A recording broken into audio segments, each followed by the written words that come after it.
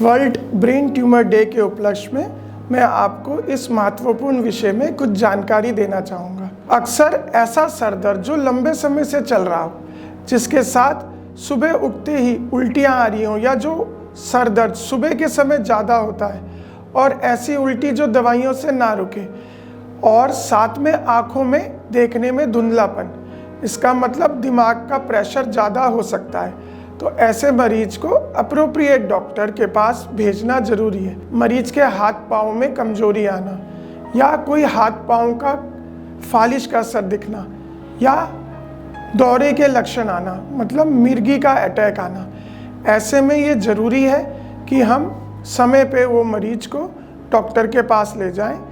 Doctor जो neurologist या neurosurgeon हो, और वो फिर उसको अप्रोप्रिएटली इन्वेस्टिगेट करें, मतलब उसकी जांचें कराएं। अगर जो यही लक्षण आपको लंबे समय से या फिर एक किसी भी दिन काफ़ी ज़्यादा सिर दर्द या कुछ भी ऐसा दौरा आता है, तो एटलीस्ट कम से कम एक सीटी स्कैन कराना बहुत ज़रूरी है। और सीटी स्कैन से हमें मोटा मोटा उसके कोई भी बड़ी गांठ हुई या कोई ट्यूमर हुआ या कोई छोटा ट्यूमर भी सीटी स्कैन में दिख जाता है।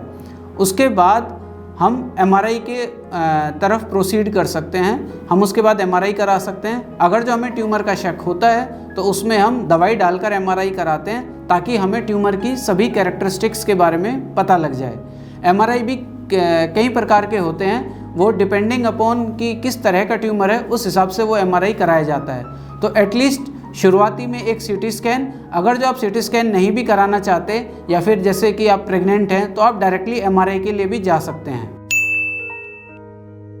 इस चीज़ का ध्यान रखना चाहिए कि ऑपरेशन से पहले ट्यूमर सतह पर है या ट्यूमर गहरा बैठा हुआ है, क्योंकि दोनों जगह पे या ट्यूमर ऊपर है या गहरा बैठा हुआ है, इस बात से फ़र्क पड़ता है कि हम किस तरीके का ऑपरेशन इस्तेमाल कर रहे हैं।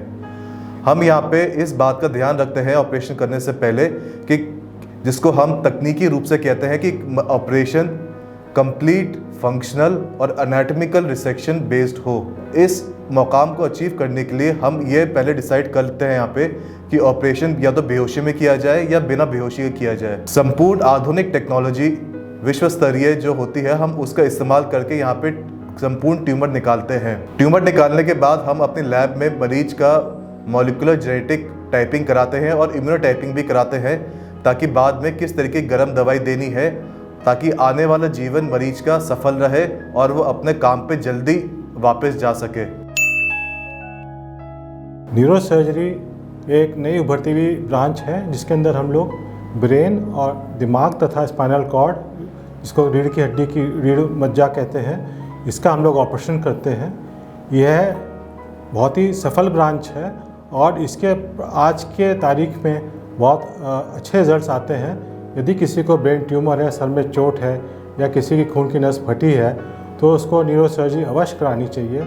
हमारे सुभारती मेडिकल कॉलेज के अंदर ब्रेन ट्यूमर की, स्पाइनल सर्जरी की तथा ब्रेन हैमरेज की बहुत ही सफल सुविधाएं उपलब्ध हैं।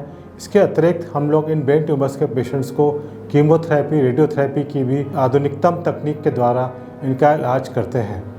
किसी इसमें न्यूरोसर्जरी में किसी को कोई भी डर पैदा होने की ज़रूरत नहीं है। टेक्निक्स आजकल इतनी अच्छी हो गई हैं कि जैसा मरीज़ आता है वैसा ही मरीज़ ठीक होकर के घर जाता है, उसका ट्यूमर निकल जाता है। धन्यवाद। जय हिंद।